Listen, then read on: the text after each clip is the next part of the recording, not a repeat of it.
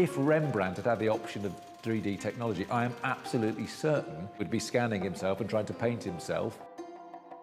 We've already got someone with imagination, great technical facility, cultural curiosity, who's going to use new technology in ways that I think are very surprising. I think he's surprising himself in the way he's using new technology. And actually, it's always a characteristic of good artists that they surprise themselves.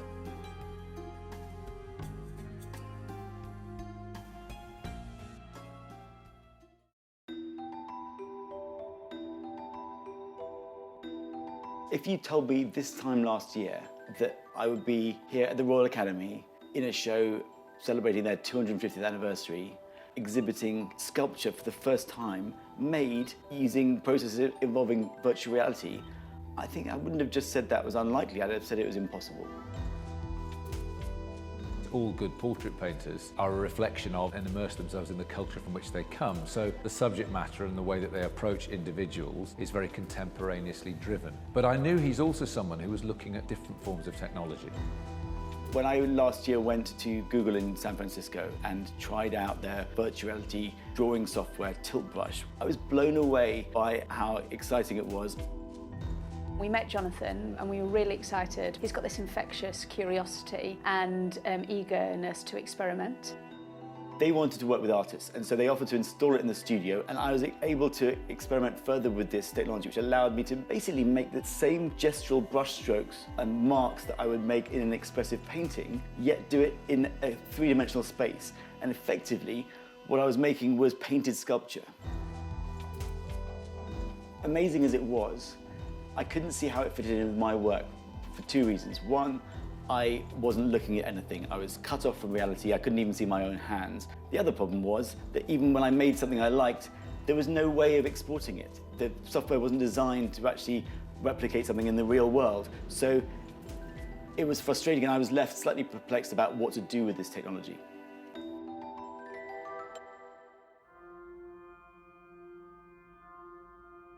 I also went to see OTOY, who are the leading Hollywood special effects company, who built the world's most advanced LightStage scanner. Again, I didn't know where it would lead, but this gave me this extraordinary, detailed 3D rendering of my own head.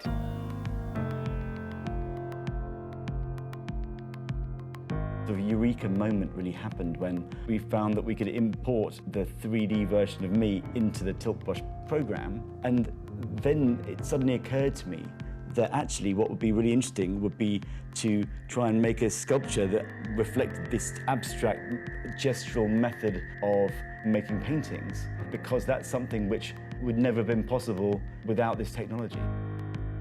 When you're creating these forms and creating these paintings in VR, they're inherently spatial, so they inherently lend themselves to 3D printing and really making structures that haven't been able to be realized before.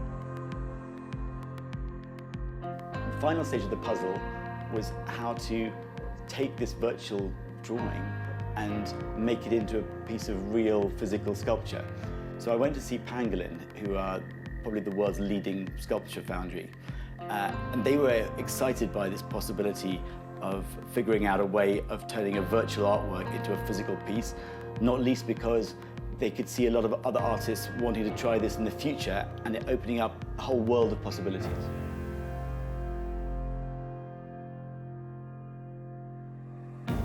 To add a little bit of pressure to the whole project, the Royal Academy then found out that I was doing this piece which would actually, for the first time, be using a whole series of processes which hadn't been tried and brought together before, namely 3D scanning, virtual reality, exporting and 3D printing, and then casting in bronze.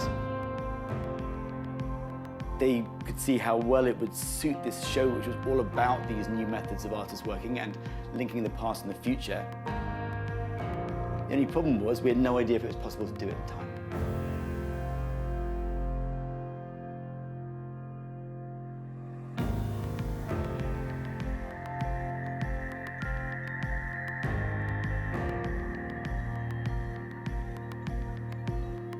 I'm used to making paintings where I know how it's looking as I go along.